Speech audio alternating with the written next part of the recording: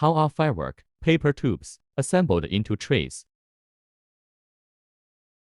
Firstly, secure the scattered tubes in place. Next, connect the arranged paper tubes in sequence with the fuse.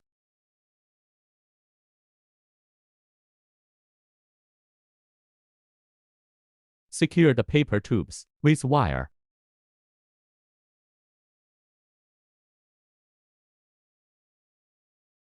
Attach the side fuse and apply glue. To prevent the fuse from cross-igniting, seal it with tape and aluminum foil.